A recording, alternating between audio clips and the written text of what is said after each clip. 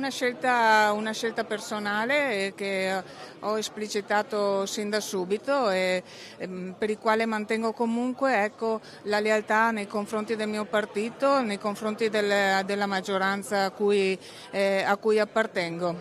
È una decisione definitiva, non c'è più alcun margine?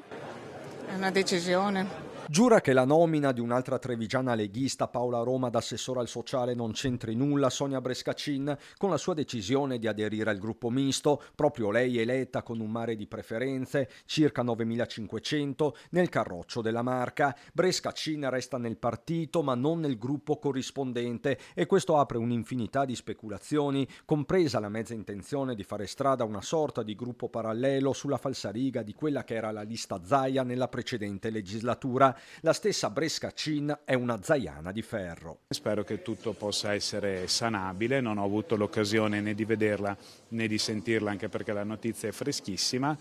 Ho letto che assicura lealtà alla compagine di governo e anche al partito e quindi sulla base di queste cose, per quello che potrò, mi muoverò affinché la frattura possa essere ricomposta. Barbisan che dicendo questo già pare muoversi da capogruppo dei leghisti, ruolo che potrebbe essergli attribuito già nella giornata di giovedì. Un altro trevigiano invece, Claudio Borgia, escluso dai giochi per la giunta, sarà salvo Coupe de Théâtre guida dei meloniani. Insomma, se l'asse Padova-Verona prevale in giunta, Treviso riemerge in consiglio anche sul fronte del centrosinistra con l'ex candidato presidente, l'avvocato trevigiano Giovanni Manildo. Io sarò il capogruppo del Partito Democratico e adesso vedremo poi i passi successivi. Finalmente l'opposizione da minoranza può diventare veramente opposizione in modo serio e costruttivo. Manildo che per inciso si dichiara preoccupato dalle prime esternazioni dell'assessore Gino Gerosa su fiscalità e sanità pubblica, ma il fronte si è appena aperto. Non vorremmo che fosse